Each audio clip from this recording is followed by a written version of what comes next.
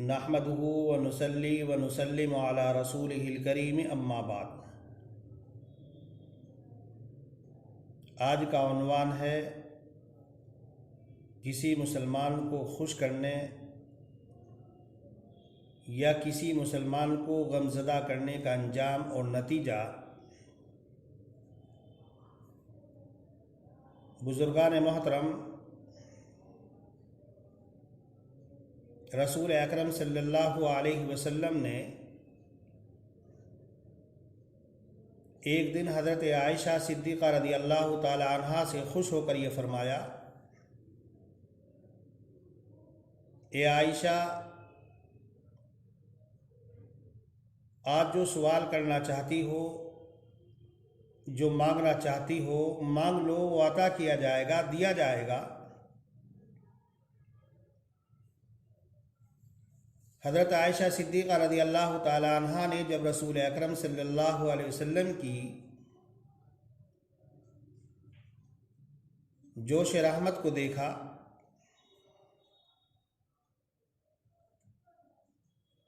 तो हज़रत आयशा सिद्दीक़ा रज़ी अल्लाह ताला अन्हा ने रसूल अकरम सल्लल्लाहु अलैहि वसल्लम से दरख्वास्त की कि अल्लाह के रसूल, मुझे इजाज़त दीजिए कि मैं अपने वालिद मोहतरम से इस सिलसिले में मशवरा कर लूँ कि मुझे क्या मांगना है। रसूल अकरम सल्लल्लाहु अलैहि वसल्लम ने हज़रत आयशा सिद्दीक़ा रज़ी अल्लाह ताला अन्हा को इजाज़त दे दी। हज़रत आयशा सिद्दीक़ा रज़ी अल्लाह ताला अन्हा अपने वालिद मोहतरम के पास पहुँची और जाकर अर्ज़ किया कि आज अल्लाह के रसूल सल्लल्लाहु अलैहि वसल्लम ने मुझसे फ़रमाया कि आयशा, जो मांगना चाहती हो मांग लो, वो तुम्हें दिया जाएगा। मैं आपकी खिदमत में इसलिए हाजिर हुई हूँ ताकि आपसे मशवरा कर सकूँ कि अल्लाह के रसूल सल्लल्लाहु अलैहि वसल्लम से क्या सवाल करूँ और क्या मांगूँ।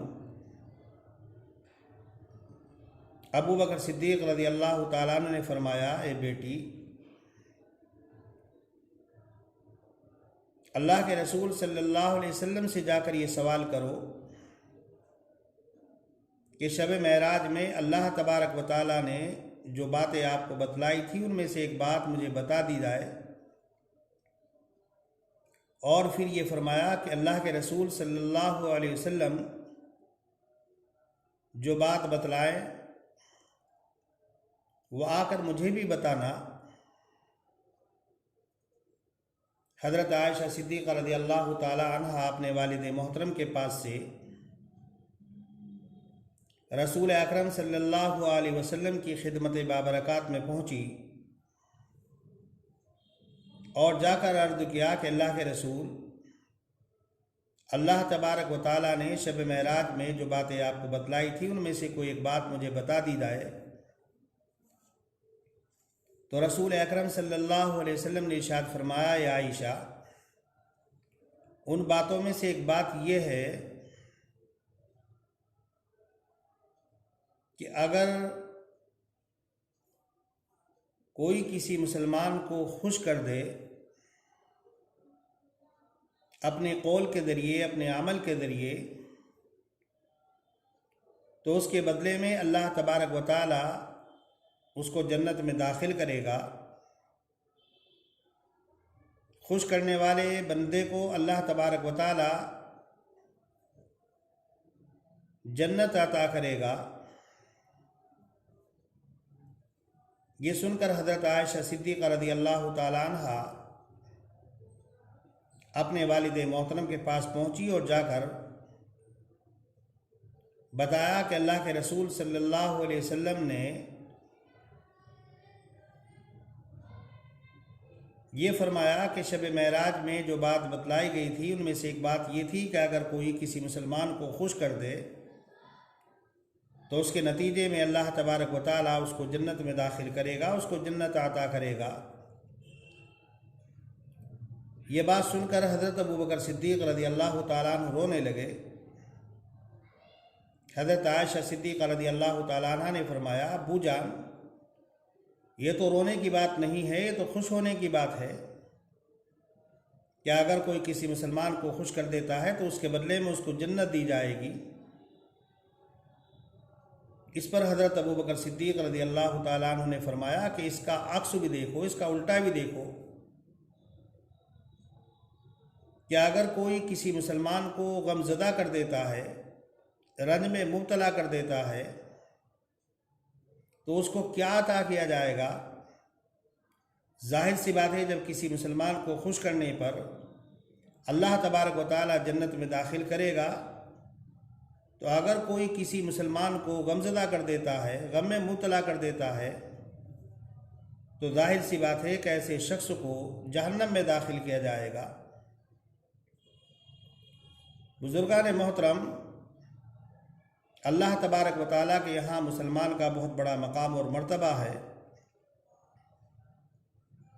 एक मुसलमान की अज़मत और वक़्त अल्लाह तबारक व तआला के यहाँ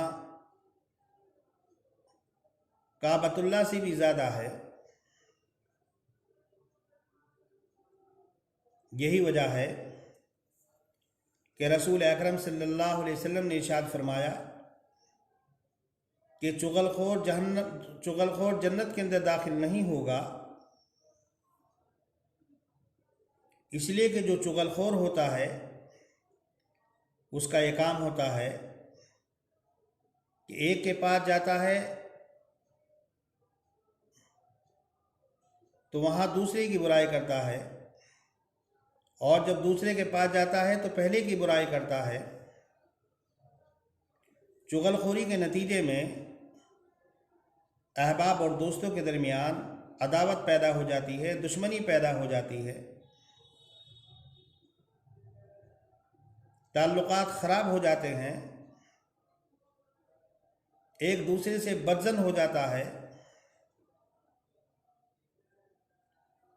और ये बात याद रखनी चाहिए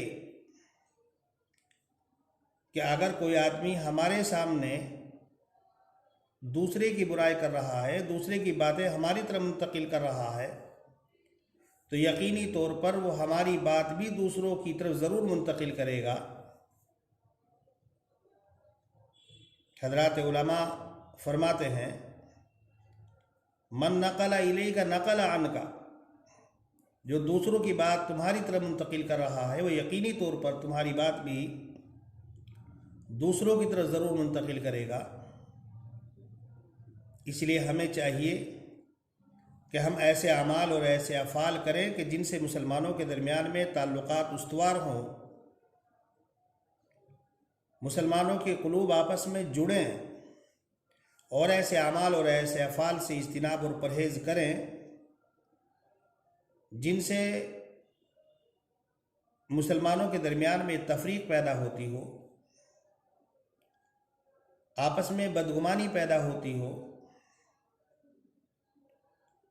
आपस में बुग़्ज़ व इनाद और दुश्मनी पैदा होती हो। यही वजह है रसूल अकरम सल्लल्लाहु अलैहि वसल्लम ने इरशाद फरमाया कि लोगों के साथ में हुस्न अखलाक से पेश आओ। और हुस्न अखलाक का मतलब ये है कि हम अपने बड़ों का एहतराम करें, अपने बड़ों की इज़्ज़त करें, अपने बड़ों को सम्मान दें, और जो हमसे छोटे हैं उनसे प्यार करें, मोहब्बत करें, शफ़क़त के साथ पेश आए। और जो हमारे मुआशरे में कमज़ोर लोग हैं, जो हमारे मुआशरे में गरीब और नादार लोग हैं, उन लोगों का हम ताउन करें, उन लोगों की हम मदद करें। हुस्न अखलाक सिर्फ इसका नाम नहीं है कि आप किसी से हंस हंस करके बातें कर लें। हंस हंस कर बातें करने के साथ में ये भी ज़रूरी है कि बड़ों का एहतराम किया जाए, छोटों पर शफ़क़त की जाए, ज़ईफ़ और कमज़ोर लोगों की मदद की जाए, और आम हालात में हुस्न अखलाक से पेश आना ये कोई बड़ी बात नहीं। बल्कि अगर कोई आदमी हमारे साथ में गुस्ताखी कर रहा है, कोई आदमी हमें मुग़ल्लज़ात से नवाज रहा है, हमें नुकसान पहुंचा रहा है, हमारी इज़्ज़त और वक़्त नहीं कर रहा है, उसके साथ में हुस्न अखलाक से पेश आना यह हकीकत में हुस्न अखलाक है। यही वजह है रसूल अकरम सल्लल्लाहु अलैहि वसल्लम ने इरशाद फरमाया कि जब क़यामत का दिन होगा और लोगों के आमाल को तोला जाएगा तो जिस अमल के ज़रिए से तराजू के पलड़े में शिक्ल पैदा होगा, वज़न पैदा होगा, वो हुस्न अखलाक है। और हुस्न अखलाक से ज़्यादा क़यामत के दिन तराजू के पलड़े में वज़न करने वाली कोई चीज़ नहीं होगी। और रसूल अकरम सल्लल्लाहु अलैहि वसल्लम ने इरशाद फरमाया, इन्नमा बुइस्तु लिउतम्मिमा मकारिमल अखलाकी, हुस्न अखलाक की तकमील के लिए मुझे भेजा गया। दुनिया के अंदर जो इस्लाम फैला और फैल रहा है, यह हुस्न अखलाक के ज़रिए से फैला है। इसलिए कि रसूल अकरम सल्लल्लाहु अलैहि वसल्लम ने इरशाद फरमाया कि जो तुम्हारे साथ क़ता ताल्लुक़ करे तुम उसके साथ में ताल्लुक़ात को जोड़ो, जो तुम्हारे साथ में बुरा सलूक करे तुम उसके साथ में अच्छा सलूक करो, जो तुम्हारे ऊपर जुल्म करे, ज़्यादती करे, तुम उसको माफ़ करो, और जो तुम्हें कुछ ना दे, तुम्हें महरूम करे, तुम उसको अता करो, उसको दो। यही इस्लाम है। इस्लाम इसी की हमें तालीम देता है। इस्लाम हमें यही सिखलाता है कि हम भूखों को खाना खिलाएं, प्यासों को पानी पिलाएं और निहत्ते और कमज़ोर लोगों की हम मदद करें। अल्लाह तबारक व तआला से दुआ है कि अल्लाह तबारक व तआला मुझे भी इन बातों पर अमल करने की तौफ़ीक़ मरहमत फ़रमाए और आप हज़रात को भी अमल करने की तौफ़ीक़ मरहमत फ़रमाए। व आखिर दावाना अनिल हम्दुलिल्लाहि रब्बिल आलमीन।